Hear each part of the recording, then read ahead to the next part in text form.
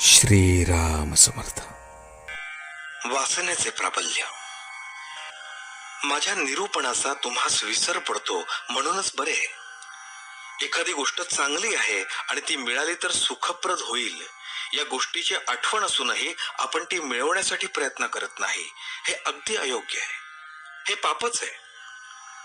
जर आपल्याला समजलेच नाही तर ते न करण्यात पाप नाही, परंतु समजूनही न करण्यात अत्यंत पाप आहे. खरे म्हणजे प्रयत्न करणे हे आपल्या हातात आहे.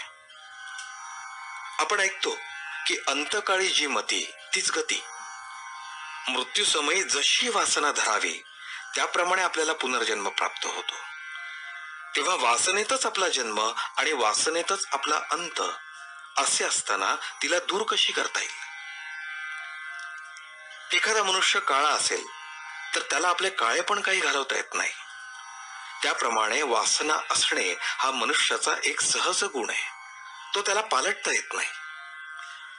तर मग आम्हाला वासनेतून कधीच मुक्त होता येणार नाही का? मनुष्याच्या ठिकाणी इतर प्राणीमात्रांपेक्षा जर काही वेगळे असेल तर चांगले काय आणि वाईट काय हे कळण्याची बुद्धी. आपण कळून सवरूनही वासनेला, अहमपणाला आधार देतो. इथेच आपले चुकते. आपला अहमपणा इतका खोल गेलेला आहे की आपल्याला हे सर्व माझेच वाटते. माझी बायको, माझी मुले, माझे घर, माझे माझे म्हणून किती सांगावे. त्या माझेपणामुळेच अहंभाव वाढीला लागून सर्व काही आपल्या मनाजोगते, आपल्याला सुख देणारे हवेसे वाटू लागते आणि दुःख अगदी नकोसे वाटते. अर्थात जगात कोणालाच नुसते सुख मिळत नाही. असे असूनही अहंपणाला बळी पडून सुखाच्या लालचीने मनुष्य मरेपर्यंत बरी वाईट कृत्य करत राहतो आणि त्याप्रमाणे त्याची वासना बनत जाते. वासना म्हणजे अभिमान, म्हणजेच मीपणा. अशा रीतीने अहंपणात जर वासनेचे मूळ अधिष्ठान आहे तर तो नको का घालवायला? खरोखरच मनुष्याचा अहंपणा इतका खोल मुरलेला आहे की त्याचे निर्मूलन करायला तसेच सूक्ष्म अस्त्र पाहिजे. नामा इतके प्रभावी आणि सूक्ष्म अस्त्र दुसरे कोणतेच नाही.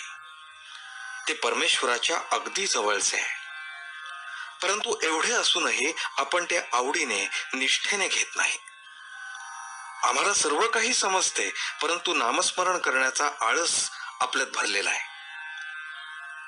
भगवंत करता आहे असे अनुसंधान जो रात्रंदिवस ठेवेल त्याचाच अहंकार जाईल, हे ध्यानात ठेवून आपण भगवंताचे नाम घ्यावे.